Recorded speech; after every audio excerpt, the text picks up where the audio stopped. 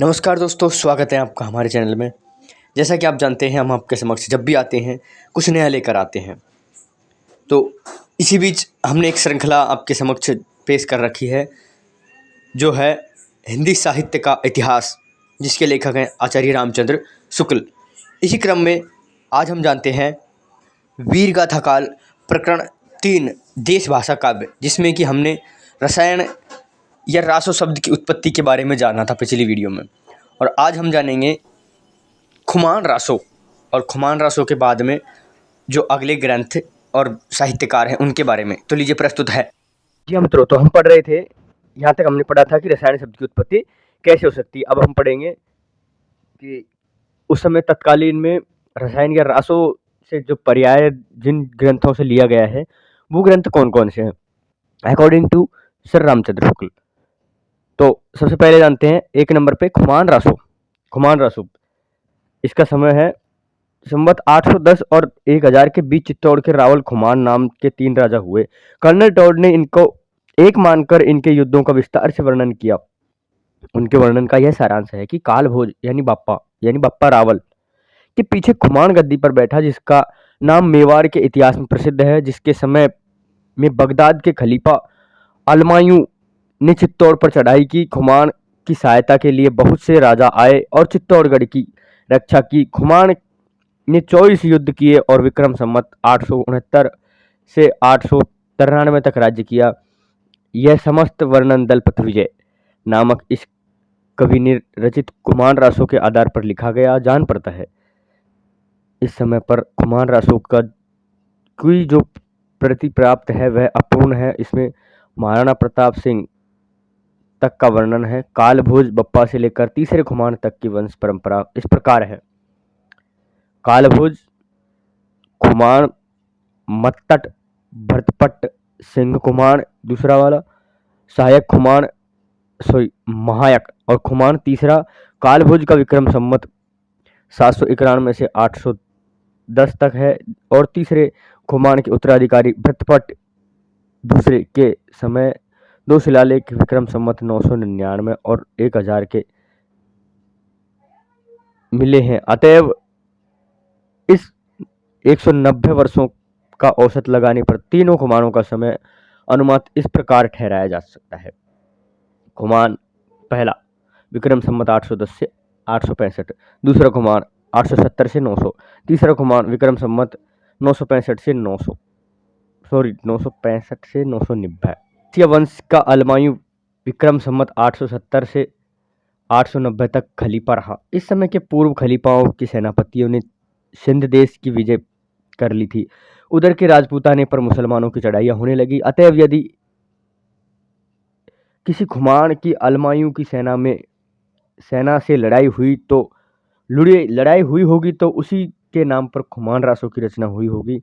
यह नहीं कहा जा सकता कि इस समय जो खुमान रासो मिलता है उसमें कितना अंश पुराना है। उसमें महाराणा प्रताप सिंह तक का वर्णन मिलने से यह निश्चित रूप से कहा जा सकता है कि जिस रूप में यह ग्रंथ अब मिलता है वह उसे विक्रम संवत की 17वीं शताब्दी से प्राप्त हुआ होगा। शिव सिंह सरोज के कथनानुसार एक अज्ञात नामा भाट के खुमान रासो नामक काव्य ग्रंथ लिखा था, जिसमें श्री रामचंद्र से लेकर खुमान तक युद्धों का वर्णन था। यह नहीं कहा जा सकता कि दलपत विजय असली खुमान रासो का रचयिता था अथवा उसके पिछले परिशिष्ट का। तो दोस्तों, यहाँ पर बात थी खुमान रासो की, और आप देख सकते हैं कि खुमान रासो में श्रीमान रामचंद्र शुक्ल ने क्लियर कहा है कि दलपत विजय इसके रचनाकार थे या नहीं थे। इसके बारे में बिल्कुल अब तक सहमति पक्की नहीं है। तो आगे देखते हैं बीसलदेव रासो। चलिए, बीसलदेव रासो नरपति नाल कवि विग्रहराज चतुर्थ उपनाम बीसलदेव का समकालीन था। कदाचित यह राजकवि था। इसने बीसलदेव रासो नामक एक छोटा सा 100 पृष्ठों का ग्रंथ लिखा, जो वीरगति के रूप में ग्रंथ के निर्माण काल यूं दिया गया है। 1272 मझारी जेठ बदी नवमी बुधवारी, नाला रसायन आरंभ शारदा जुठी ब्रह्म कुमारी। 12 से 72 का स्पष्ट अर्थ 1212 है। 72 शब्द बृहत्तर द्वादशोत्तर का रूपांतरण है, अतः 1272 का अर्थ द्वादशोत्तर 1200 अर्थात 1212 होगा।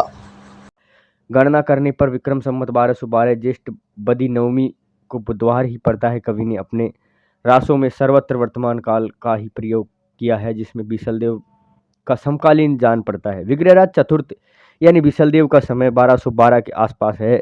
उसके शिलालेख भी 1210 और 1220 के प्राप्त हैं। 1200 अच्छा, बीसलदेव रासों में 4 खंड है। यह काव्य लगभग 2000 चरणों में समाप्त हुआ है। इसकी कथा का सार यूं है। मालवा के भोज परमार की पुत्री राजमती से बीसलदेव का विवाह। खंड 2 बीसलदेव का राजमती से रूठकर उड़ीसा की ओर प्रस्थान करना तथा वहां 1 वर्ष तक रहना। खंड 3 राजमती का विरह वर्णन तथा बीसलदेव का उड़ीसा से लौटना। खंड 4 भोज का अपनी पुत्री को अपने घर लिवा जाना तथा बीसलदेव का वहां जाकर राजमती को फिर चित्तौड़ लाना। ये हुए संवत के विचार से कवि अपने नायक के समकालीन जान पड़ता है, पर वर्णित घटनाएं विचार करने पर बीसलदेव के बहुत पीछे लिखी जान पड़ती है, जबकि उसके संबंध में कल्पना की गुंजाइश हुई होगी। यह घटनात्मक काव्य नहीं है, वर्णनात्मक काव्य है। इसमें 2 ही घटनाएं, बीसलदेव का विवाह और उसका उड़ीसा जाना। इसमें पहली बात तो कल्पना प्रसूत होती है और बीसलदेव के 100 वर्ष पहले ही धार के प्रसिद्ध परमार राजा भोज का देहांत हो चुका था। उनके साथ बीसलदेव का विवाह किसी पीछे की कल्पना प्रतीत होती है। उस समय मालवा नाम का कोई राजा नहीं था। बीसलदेव की एक परमार वंश की रानी थी। यह बात परंपरा से अवश्य प्रसिद्ध चली आती है, क्योंकि इसका उल्लेख पृथ्वीराज रासों में भी है। इस बात को लेकर पुस्तक में भोज का नाम रखा हुआ जान पड़ता है, अथवा यह हो सकता है कि धार के परमारों की उपलब्धि ही भोज रही हो और उस आधार पर ही उन्हीं में से किसी की कन्या के साथ बीसलदेव का विवाह हुआ हो। परमार कन्या के संबंध के स्थानों पर जो वाक्य आए हैं उन पर ध्यान देने से यह सिद्धांत पुष्ट होता है कि राजा भोज नाम कहीं पीछे से न मिलाया गया हो, जैसे जननी गौरी तू जैसलमेर, गोरड़ी जैसलमेर की। आप परमार भी राजपूताने में फैले हुए थे, अतः उन्हीं में से राजमती का उन्हीं में से किसी की सरदार की कन्या होना भी संभव है। पर भोज के अतिरिक्त और भी नाम इसी प्रकार जुड़े हुए मिलते हैं, जैसे माघ, आचार्य, कवि कालिदास। जैसा कि पहले कहे आए हैं, अजमेर के चौहान राजा बीसलदेव यानी विग्रहराज चतुर्थ बड़े वीर और प्रतापी थे। उन्होंने मुसलमानों के विरुद्ध कई चढ़ाइयाँ की, कई प्रदेश मुसलमानों से लिया और हाँसी। माफ कीजिएगा मित्रों, ये हाँसी नहीं झांसी है, अशुद्धि है टाइपिंग में। दिल्ली और झांसी प्रदेश उन्होंने अपने ही राज्य में मिलाए। इनके वीर कवि सोमदेव रचित ललित विग्रहराज नामक नाटक संस्कृत में, जिसका कुछ अंश बड़ी बड़ी शिलाओं पर खुदा हुआ मिलता है और राजपूताने पर म्यूजियम में सुरक्षित है। पर नाल के इस बीसलदेव रासों में जैसा कि होना चाहिए, न तो उक्त वीर की ऐतिहासिक चढ़ाइयों का वर्णन है, न उसके शौर्य पराक्रम का। श्रृंगार रस की दृष्टि से विवाह और रूठकर विदेश जाने का प्रोसित पत्रिका के वर्णन के लिए मनमाना वर्णन। अतः इसी छोटी सी पुस्तक को बीसलदेव ऐसे वीर का रासो कहना खटकता है। पर जब हम देखते हैं कि कोई काव्य ग्रंथ नहीं है तो केवल गाने के लिए इसे रचा गया था, तो बहुत समाधान हो जाता है। भाषा की परीक्षा करके देखते हैं तो वह साहित्यिक नहीं, राजस्थानी है। जैसे सूकई है यानी सूखता है, पाटनी थी, पाटन से भोज तना यानी भोज का, खंड खंडरा खंड खंड का। इसी ग्रंथ में एक बात का आभास अवश्य मिलता है, वह विशिष्ट यह है कि वह शिष्ट काव्य भाषा में व्रज और खड़ी बोली के प्राचीन रूप का ही राजस्थानी में व्यवहार होता है। साहित्य की सामान्य भाषा हिंदी ही है, जो पिंगल भाषा कहलाती है। बीसलदेव रासों के बीच बीच में बराबर इस साहित्यिक भाषा हिंदी को मिला प्रयास पड़ता है, अवश्य दिखाई पड़ता है। भाषा की प्राचीनता पर विचार करने के पहले इस बात पर ध्यान देना चाहिए कि गाना चीज होने के इस भाषा में समयानुसार कुछ फेरफार होता आया है। लिखित रूप में होने के कारण इसका पुराना ढांचा बहुत कुछ बचा हुआ है। उदाहरण के लिए मेलवी यानी मिलाकर, जोड़कर, चित्त ही चित्त में, रणछणी यानी रण में, प्राप्ति प्राप्त हुआ या किया जाए। इणी यानी इणी विधि यानी इस विधि, इसऊ यानी ऐसा, बाल होना यानी बाला का, बाला हो यानी बाला का, इसी प्रकार यानी नयर, नयर अच्छा नयर नगर, पसाऊ यानी प्रसाद, पयोधर आदि प्राकृत शब्द भी हैं जिनका प्रयोग कविता में अपभ्रंश काल से लेकर पीछे तक होता रहा। इसमें आए कुछ फारसी, अरबी, तुर्की शब्दों की ओर ध्यान जाता है, जैसे महल, इनाम, नेजा, तजनो यानी तजानिया आदि। जैसा कि कहा जा चुका है, पुस्तक की भाषा में फेरफार अवश्य हुआ है, अतः ये शब्द पीछे से मिले हुए भी हो सकते हैं और कवि द्वारा व्यवहृत भी। कवि के समय के पहले ही पंजाब में मुसलमानों का प्रवेश हो गया था,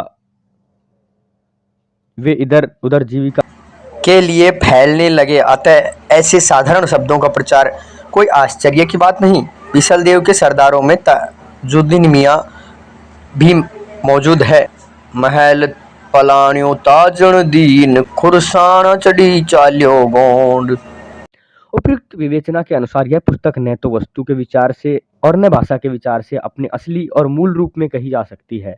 यहाँ पर एक महत्वपूर्ण नाम दिया गया है, राय बहादुर पंडित गौरी शंकर हीराचंद ओझा। इन्होंने इसे हम्मीर समय की रचना कहा है। इनकी ग्रंथ का नाम है राजपूताने का इतिहास और उसका पृष्ठ संख्या 19 इंपॉर्टेंट है। यहाँ पे यह नरपति नाल की पोथी का विकृत रूप अवश्य है, जिसके आधार पर हम भाषा और साहित्य है। ध्यान की यह है कि राजपूताने भाट का अपनी राजस्थानी हिंदी का मेल, जैसे माती आखा किया, चंदन कांटी का मौना, सोने की चोरी, मोती की माल इत्यादि, इससे सिद्ध होता है कि प्रादेशिक बोलियों के साथ ब्रज या मध्य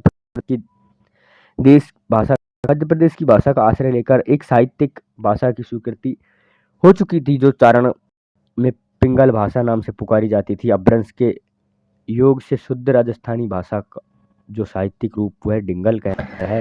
हिंदी साहित्य के इतिहास में केवल पिंगल भाषा में लिखे हुए ग्रंथों का ही विचार कर सकते हैं। दूसरी बात जो कि साहित्य के संबंध में रखती है, वीर और श्रृंगार का मेल। इस ग्रंथ में श्रृंगार की ही प्रधानता है, वीररस किंचित आभास मात्र है। संयोग और वियोग के गीत ही कवि ने गाए हैं। बीसलदेव रासो के कुछ पद्य देखिए। पर्णव चाल्यो बीसल राय, चौरास्या सहुलिया बोलाई, जान तणी जात साजती करो, जिरह रंगावली पहर जोटो, हऊ पर सारऊ बीसल राव, आई सयल अवतेरी राव, रूप अपूरब पैसई, सी अस्त्री नहीं सयल संसार।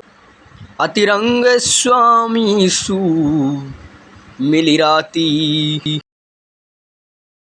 बेटी राजा भोज की गर्भ करी उभो, छड़ भार स्योरा, मोसरी खान नहीं और भुअल, माह घरी सांभर उग गई, चौदिशी थान जैसलमेर, गरीब न बोलो सांभर्यो स्यो राव, तो सरीखा घना और भुआल, एक उड़ीसा कोधनी, बचन हमारई तू मानी जुमानी, जू थारई सांबर उग गही, राजाउनी घरी उग गई राखान, कुंवरई कही सुनी सांवर स्याराव, कोई स्वामी तू उगलई जाई, कही हमारऊ जनी सुनऊ, थारई छई साठी तेरी नारी, कड़ुआ बोल न बोलिस नारी,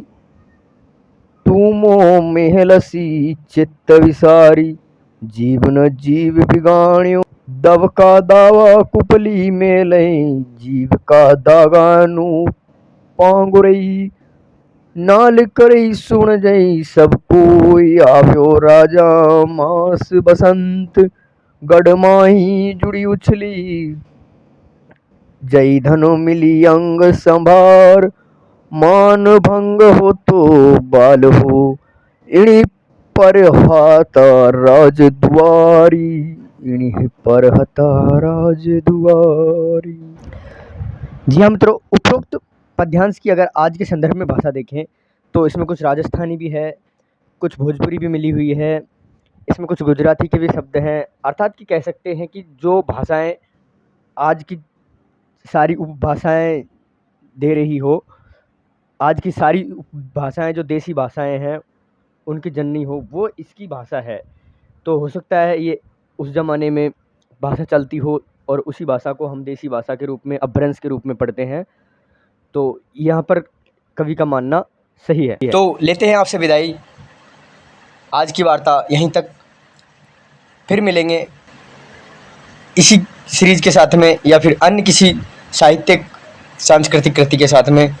जब भी हम इस श्रृंखला में जुड़ेंगे तब हम इससे आगे वाले कवियों के बारे में जानेंगे और जो ग्रंथ देसी भाषा के रह गए हैं उनके बारे में जानेंगे। तो उनमें सबसे पहले और सबसे मुख्य नाम आएगा पृथ्वीराज रासो का, उसके बाद में भट्ट कवि और भट्ट केदार और मधुकर कवि आदि ऐसे कवि आएंगे जिनके बारे में हम जानेंगे।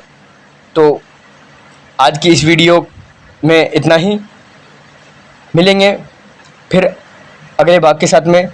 जुड़े रहिए हमारे साथ। नमस्कार, धन्यवाद।